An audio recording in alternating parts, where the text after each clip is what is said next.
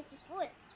Assalamualaikum warahmatullahi wabarakatuh. Alhamdulillah. Alhamdulillah Rabbil Alamin. Wassalatu wassalamu ala ashrafil anbiya wal mursalin wa ala alihi wa sahbihi ajma'in. Amma ba'du. Puji beserta syukur marilah sama-sama kita panjatkan kehadiran Allah Subhanahu wa taala yang telah memberikan kita nikmat iman, Islam, sehat dan kesempatan sehingga kita dapat berkumpul di sini menonton video ini dalam keadaan sehat walafiat. Salawat beserta salam tak lupa pula kita sanjung agungkan kehadiran suri teladan kita, kekasih kita.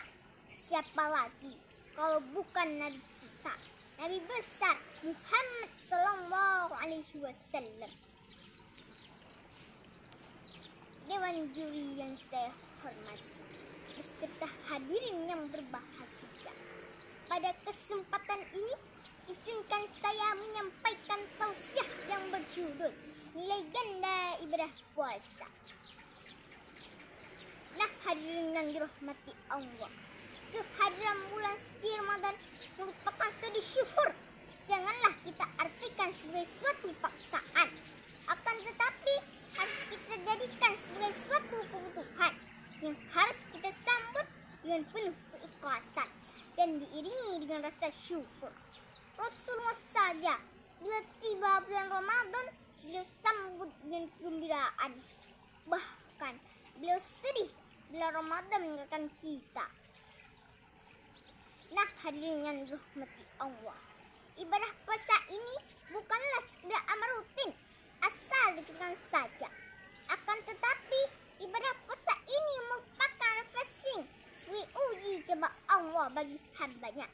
Ibadah puasa ini juga sebagai evaluasi sejauh mana kadar iman dan ketakwaan kita kepada Allah.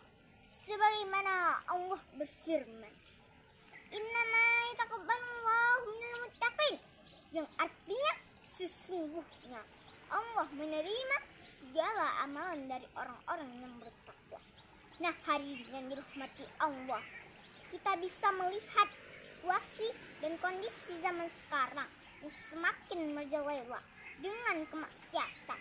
Tentu saja tidak daya dan upaya bagi kita sebagai generasi mbak Islam, melainkan hanya beriman dan bertakwa kepada Allah. Abu Hurairah pernah berkata, barang siapa yang berpuasa di bulan Ramadan atas dasar iman dan mengharapkan pahala dari Allah, maka dosanya yang telah lalu akan diampuni. Hadis riwayat Bukhari dan Muslim. Nah, saudara-saudara yang dirahmati Allah, maka dari itu di bulan suci inilah kita harus berlomba-lomba supaya kelak kita mendapatkan ridhaan dari Allah. Amin amin ya rabbal alamin. Jadi dari tausiah ini dapat kita ambil kesimpulannya, sejauh mana kaki kita melangkah, sejauh itu pula kita bangkitkan semangat dalam diri kita untuk berlomba-lomba di dalam amal ibadah, terutama di dalam bulan suci Ramadan, karena dengan amalan kita lah yang akan bawa kita ke surga nanti. Amin amin ya rabbal alamin. Kalaupun ada umur kita panjang, bisa kita berjumpa kembali. Tapi kalau sudah dipanggil Rabbul Izzati, tak akan mungkin kita bisa berjumpa kembali.